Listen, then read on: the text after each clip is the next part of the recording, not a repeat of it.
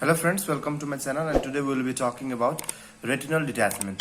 So before going to the basics of the retinal detachment, let's know some of the basics of the retina. So first of all, where is the retina located?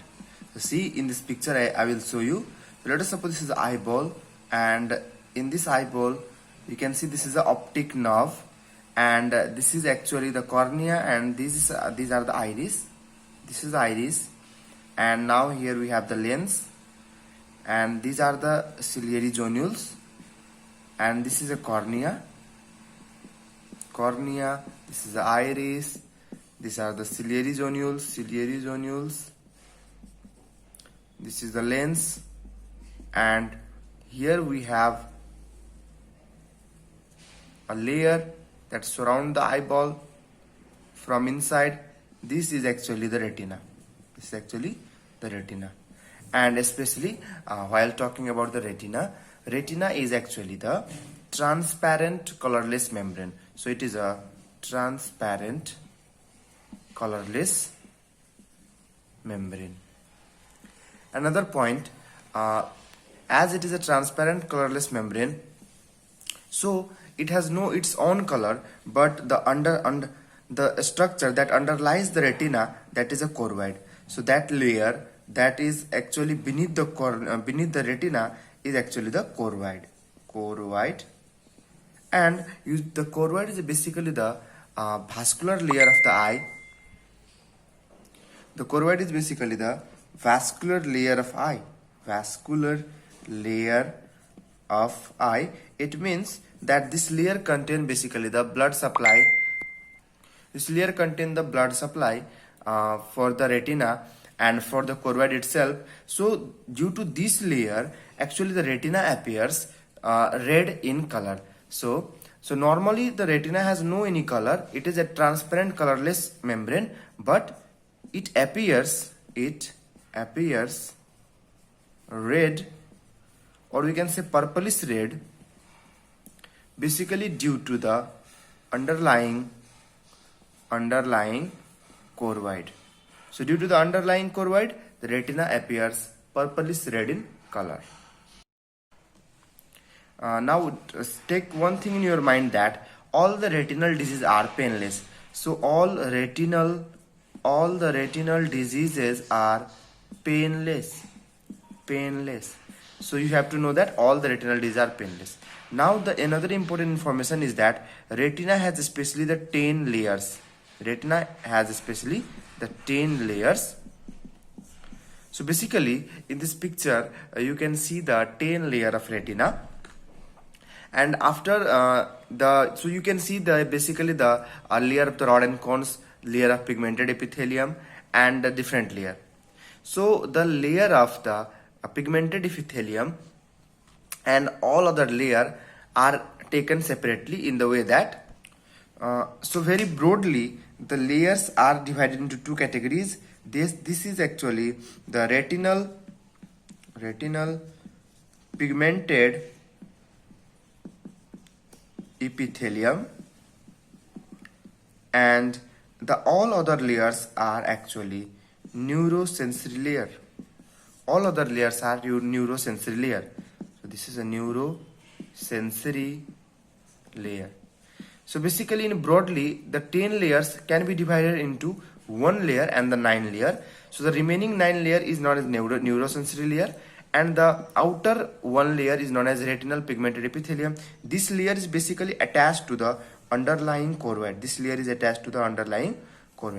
Now see, basically the retinal pigment epithelium and neurosensory layer, in between these two broad layer there is a potential space. So there is a potential space in between this layer. So I am showing you. So this potential space, this is a potential space. So actually there is no any space present between these two layers, but yes, a space can be created here from in between the retinal pigment epithelium and neurosensory layer.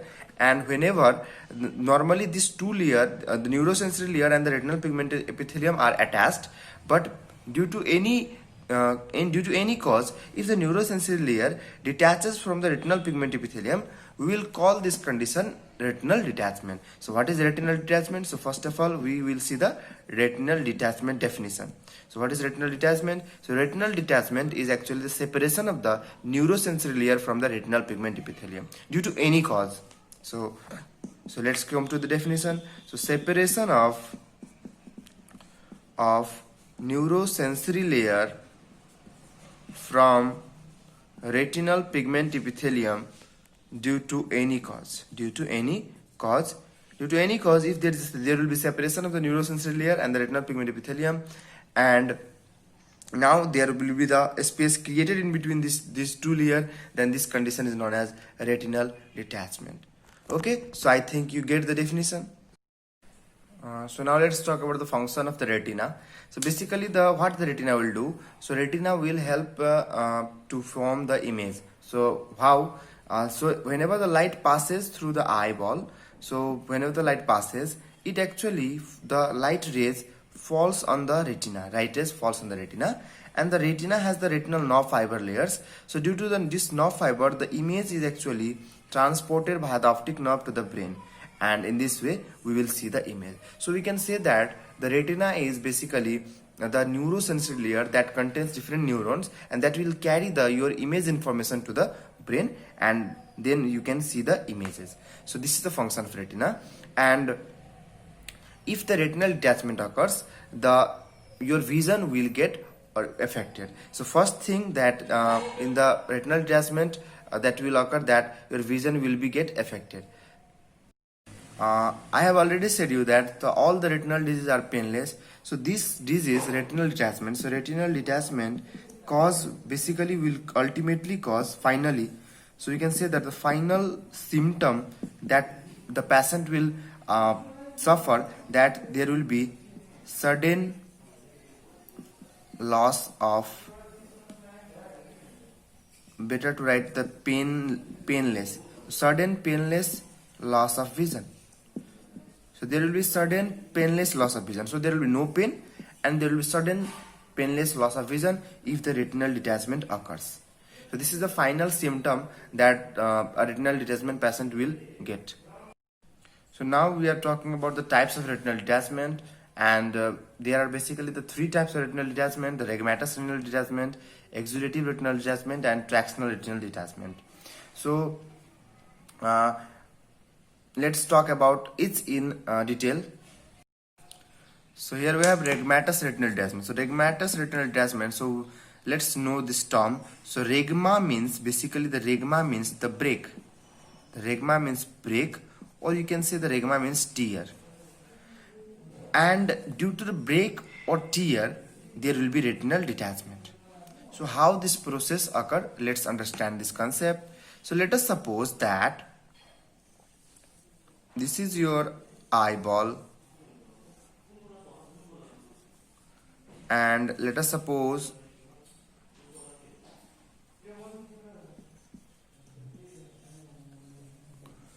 this is a lens.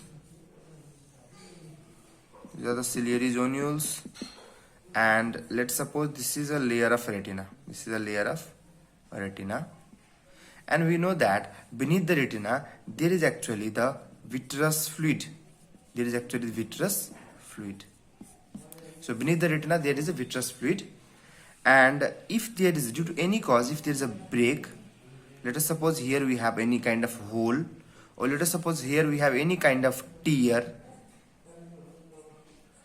or tear in the retina, then what will happen? The vitreous fluid present in the vitreous cavity will actually enter the retinal hole or retinal tear, and after the entering the retinal hole, retinal tear, basically they will go and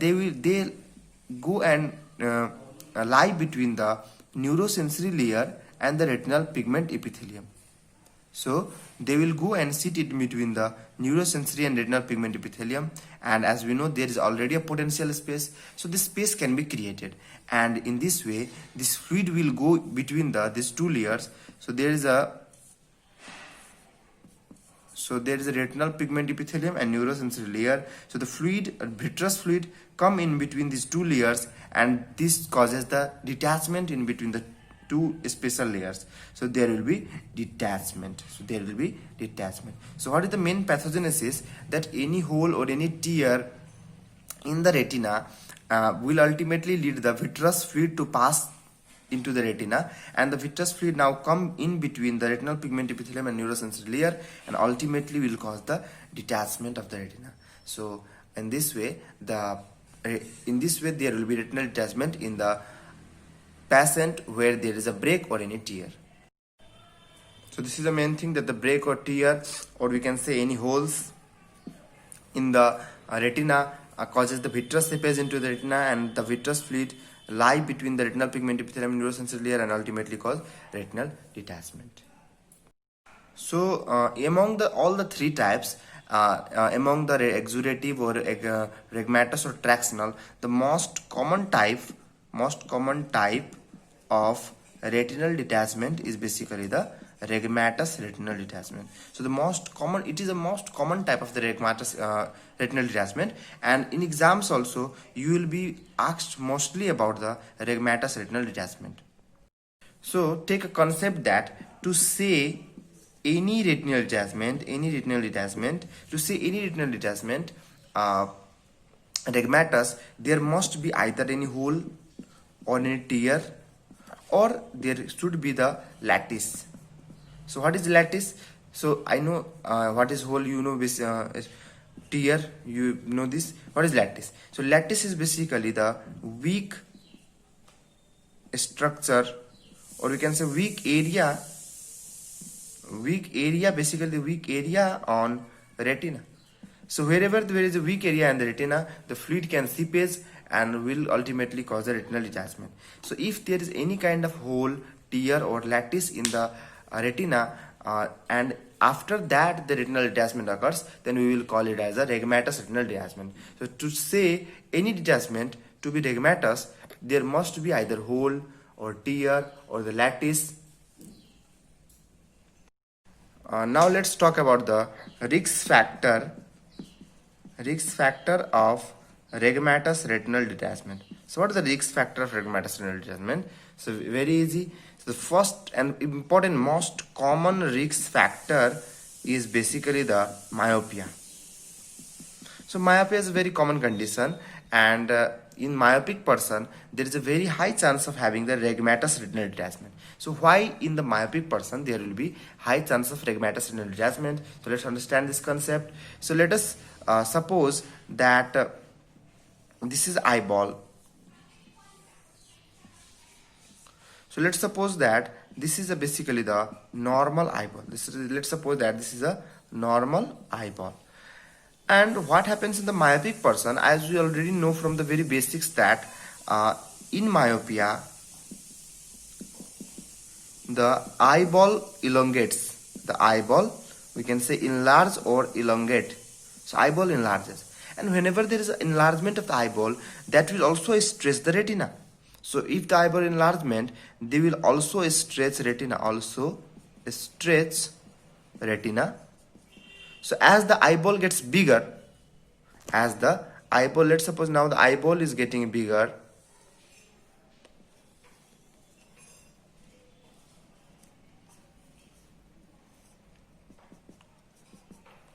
So if the eyeball is getting bigger, then the retina is also stretched. Let's suppose this was a normal person and this is a myopic person eyeball, and if the retina is stretches, then there can be the tear or there can be the small holes in the retina. So in the myopic person there can be tear or there can be holes in the retina, and if there will be tear or if there is be holes, then the vitreous fluid again can get seepage into this retina and will cause the retinal detachment. So that's why the myopic person has a very high chance of rhegmatous retinal detachment. So basically the normal eyeball diameter. So while talking about the eyeball diameter, the normal eyeball diameter is about 24 mm. So if the eyeball elongates greater than the 26 mm, so if diameter is greater than 26 mm, then there will be the high chance of the retinal detachment due to the retinal tear. So there will be basically in myopia there will be the thinning of the retina. There will be thinning of retina due to the stretch. So due to the stretch there will be thinning of retina, and if there is thinning of retina there can be tear and there can be the holes and there can be the lattices. So lattices are basically the weak area due to the thinning of the retina. So in this picture you can easily see the retinal tear, and now you can see the retinal holes, and you can see the retinal lattices. So these are the lattices, tear and holes. And note one thing is that the tear can be of the horseshoe shaped. So if the tear is horseshoe shaped, so the tear can be of the horseshoe shape. So you can see in this picture that the tear is horseshoe shaped. So one cause was myopia, another cause is aphakia.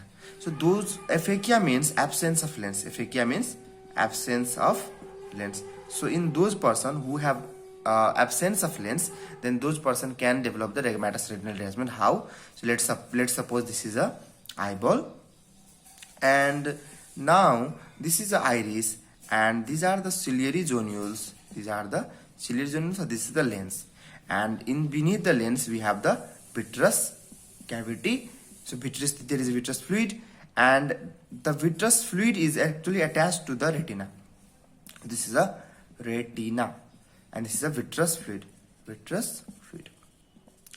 So know one thing that actually the lens acts as a support for the vitreous fluid. The lens acts as a support for the vitreous fluid. But let's suppose there is absence of lens now. So there is a absence of lens. There is no lens. So if there is a absence of lens or no lens, the vitreous fluid, the support of the vitreous fluid is not present. So absence of lens, so there will be diminished support to vitreous fluid, and if there will be no support to the vitreous fluid wants to come in the front. So there will be excessive movement of vitreous. So as there is no support to the vitreous will move excessively, and as the vitreous is attached to the retina, they will also cause the movement of the retina. So excessive movement of the vitreous will ultimately cause the pull on the retina. So retina will also get pulled, and due to this pulling effect on the retina by the vitreous fluid, the retina can have now tears. The retina can have now tears, or retina can have now holes. So due to the pulling on the retina can have the tears, retina can have the holes, and now due to this reason there can be again the retinal detachment. So if there will be pulling and if there is a hole or if there is a tear, then again the vitreous fluid can seepage into the retina and ultimately cause the retinal detachment. So in this way the aphakic person will have the retinal detachment. So the risk factor, or we can say it is the predisposing factors. So one was the myopia, and another we talked about the aphakia. And the third point we will talk about the most common is trauma. So if due to any condition, if there is a trauma to your eyeball, then retina can be injured, retina can have tears, and again there can be the detachment. Another thing, if there is a degeneration of the retina, so if there is a retinal degeneration, due to the any cause, either it is a age related or it can be any pathological. So if there is a retinal degeneration, then also you can have the rheumatous retinal detachment. And if there is a basically the detachment of the vitreous, so if there is a age related, or you can say the senile posterior vitreous detachment. So the vitreous is actually attached to the retina. So if the detachment of the vitreous occurs, they will cause basically the pull, and they will cause basically the pull in the retina, and due to this pulling effect there can be the tear or holes in the retina, and again there can be the retinal detachment. So now we will talk about the clinical features. So before the sudden painless loss of vision, there will be some prodromal symptom, or we can say the warning sign, that will be present in the patient. So some patient will tell you about the floaters or dark spot in front of eye. So basically the floaters or the dark spot in front of eye is basically the neutrophilic presence in the vitreous fluid. So as the neutrophils comes whenever there is a tear or there is a hole in the retina, and whenever their process is going on of the retinal detachment, there will be the neutrophilic infiltration of the, so neutrophilic infiltration in the vitreous. So due to this neutrophilic infiltration in the vitreous, and there will be remaining all other debris of the tear or any holes in the retina, there will be the floaters or the dark spot in front of eye. So you can see in this picture there will be floaters or dark spot.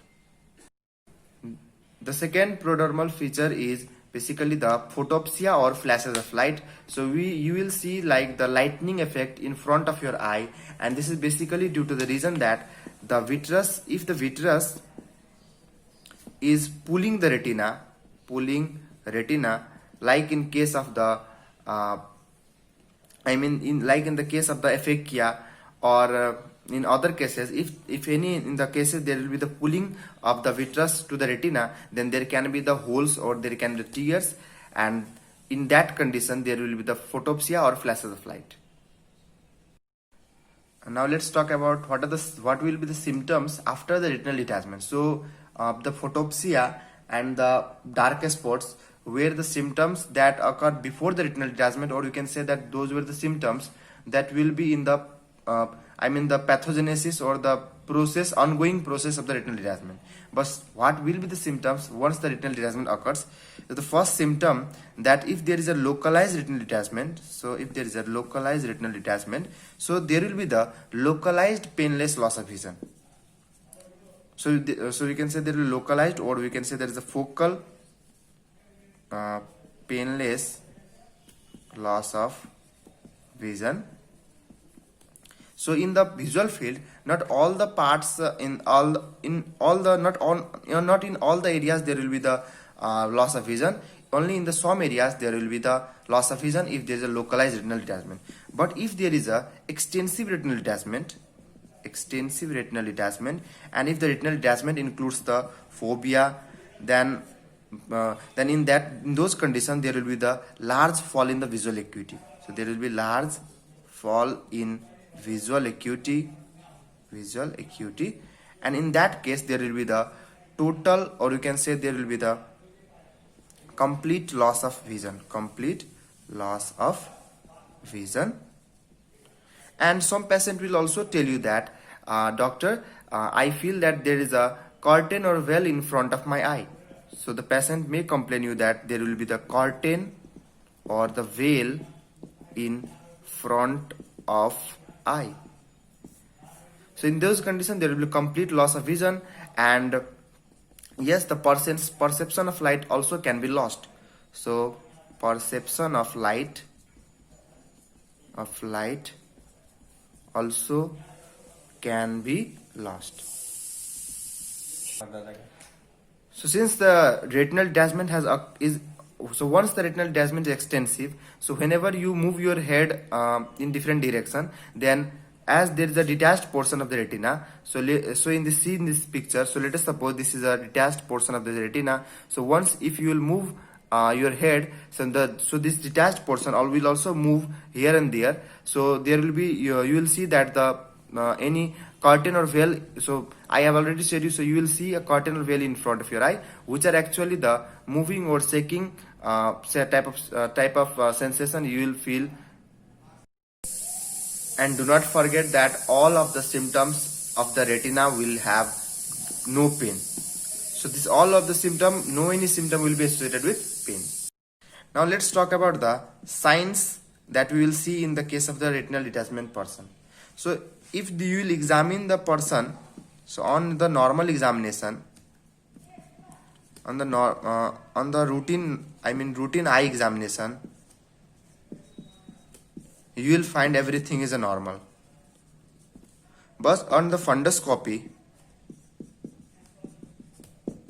you will see the detached portion. So how the detached portion will look? So in the fundus, if you will see in this fundus, then the detached portion will look the gray in color.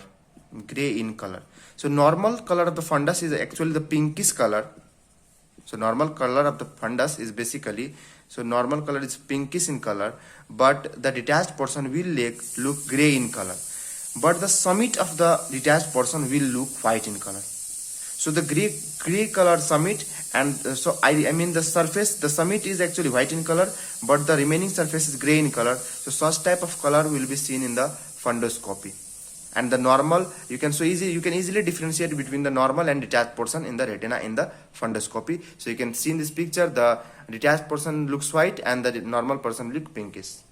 So we have talked about the signs in the normal eye examination and the fundus. Now, while talking about the pupil, so on light reflex, you will see the Marcus gun pupil. Marcus gun pupil. So what is Marcus gun pupil? So this is also known as relative afferent pupillary defect. So RAPD, relative afferent pupillary defect. So what is relative afferent pupillary defect? So basically, when you actually normally in the normal person, when you glue a torchlight in his or her eyes, the pupil will get constricted. But instead the pupil constriction in this person, usually whenever you glue a torchlight in the person eye, the pupil get dilated. So on gluing the torchlight, the pupil dilates. So this is basically the Marcus gun pupil, that it should constrict, but yes, it will not constrict, it will now dilate. So such type of the opposite behavior is seen in the Marcus gun pupil. So if you will measure the intraocular pressure by the tonometer, so IOP measurement should be done by tonometer. So there will be no any raised intraocular pressure in case of the IOP will be normal. That is around 13 to 15 millimeter of mercury. And now let's talk about the vitreous, sign in the vitreous. So see, in the slit lamp examination, you cannot see the retina. So in the slit lamp examination, you cannot see the retina. So what we will see? So in the slit lamp examination, you will see the lens, you can see the iris, and yes, you can see the vitreous. So from only these three things, how will you know that retinal detachment has occurred or not? So slit lamp examination is not the confirmatory examination for the retinal detachment, but yes, there can be a sign that will help you to know that there is a retinal detachment or not, and this sign is known as Schaeffer sign. So what is Schaeffer sign? So if you will see in the vitreous, there will be the dusting of the tobacco like dusting in the vitreous cavity. So this tobacco dusting is known as Schaeffer sign. So why there is a tobacco dusting? Same reason that these dust are basically the neutrophilic debris, or you can say that these are the cellular debris present in the vitreous due to the ongoing retinal detachment. So this is again the neutrophil, or you can say the cellular debris. And due to the presence of this neutrophil or cellular debris in the vitreous cavity, on the slit lamp examination, you will see the tobacco dusting, and this is known as Schaeffer sign. So in case of the chronic retinal detachment, so if the retinal detachment has occurred already and a few days has passed, and now the patient comes to you, then in that case there will be the clear line of demarcation between the normal and the detached portion. This is known as high watermark sign. This is one of the MCQ question, and you can see the retinal cyst or atrophic patches in the retinal regions. Now let's talk on the treatment portion. So in this picture, you can easily see the in the green color I have made the retina. So in the green color we have retina. In the blue and red color, this is the choroid. So collectively, I have shown red color as the red color represents that the choroid is basically the vascular layer. It means the blood supply to the retina is basically by the choroid layer. So choroid layer simply provide the blood supply to the retina. So In the retina, the 2/3 of the blood supply, of blood supply is mainly by the choroid layer, So choroid layer is a vascular layer, and the outer layer is known as sclera. Now, in this picture, you can easily appreciate the retinal detachment. So this is the green color layer is retina, and now it has detached. So this is a detached retinal portion. So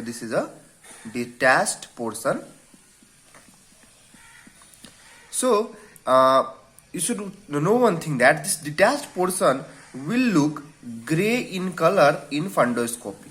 This detached portion will look gray in color in the fundoscopy.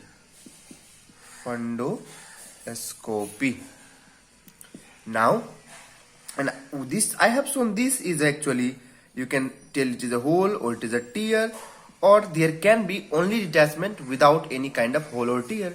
So you know this. Now, actually, the detached portion, in beneath the detached portion, there are the gel-like fluid, or we can say the liquid. This fluid is basically the vitreous fluid. Now, once you know the main thing, that the detachment has occurred, and now you have to treat it. So the mainstay of treatment is basically the reattachment of the detached portion. The mainstay of the treatment is basically the reattachment of detached portion. Now, why it is necessary to reattach the detached portion? Why it is necessary? Simply see, once the part which has detached from the retina, basically this part will not get nutrition from the choroid, this underlying choroid, as this part has detached from the choroid, and due to this, the detached portion will get necrosed. So, or we can say will get apoptosed. So there will be death of basically rod and cones in detached portion. So in the detached portion, basically there will be death of the rod and cones, especially after the retinal detachment. So there will be death of the rod and cones in the detached portion. This occur within 5 to 6 hours. So once the detachment occurs, so after the 5 to 6 hours, there will be the death of the rod and cones. So, and once the death occur in the rod and cones, that will be permanent, that will be forever. So that is why we need emergency treatment to treat this condition. So that's why the treatment of the retinal detachment is a emergency treatment. So what we can do for the treatment? So first of the main thing that you will go, that is for the retinal attachment. The treatment is basically retinal attachment. So how to attach the retina? So there is actually the vitreous fluid in present between the retina and the choroid. So you have to remove this fluid. So this fluid should be removed. So how will we remove this fluid? So this will be actually drained by the injection. So this fluid should be should be drained. So the first thing is drainage of subretinal fluid by injection. So by giving the injection, you will drain the subretinal fluid. Once the subretinal fluid will be drained, you will actually repair whatever the hole or tear or any breakage or in the continuity of the retina. You will repair that. As if you won't repair, then again the vitreous can go in from this hole, and again the same problem can occur. That is why you have to, the second thing, repair the hole or tear or any break. So how will you repair the hole or tear or break? So for this, you can do 2-3 things. The first thing is photocoagulation.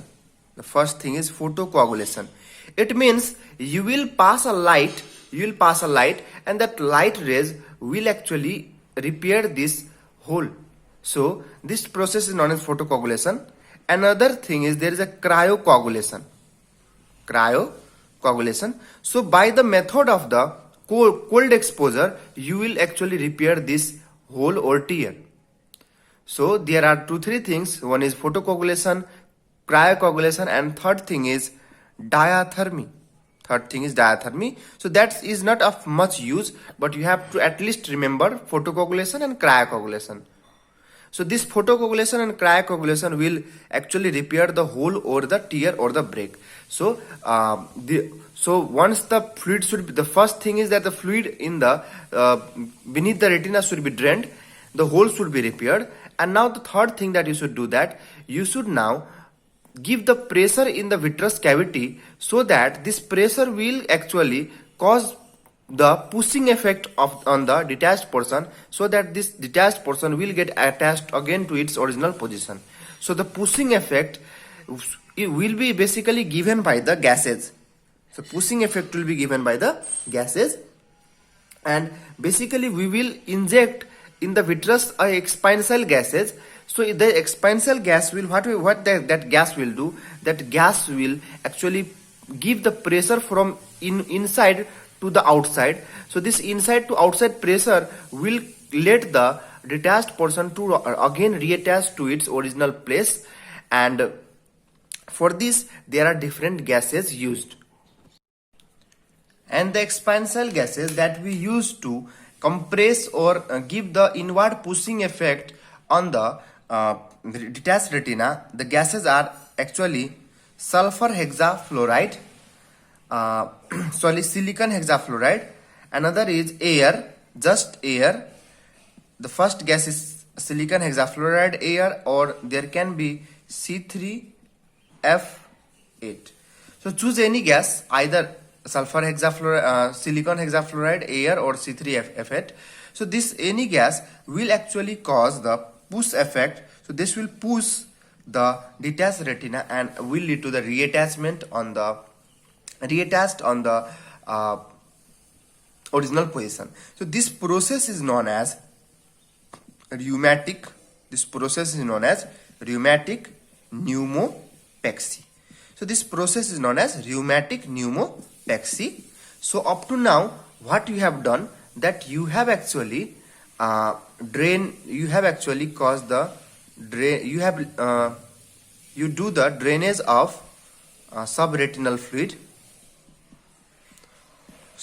fluid, and once you drain the subretinal fluid, you actually repair the whole tear.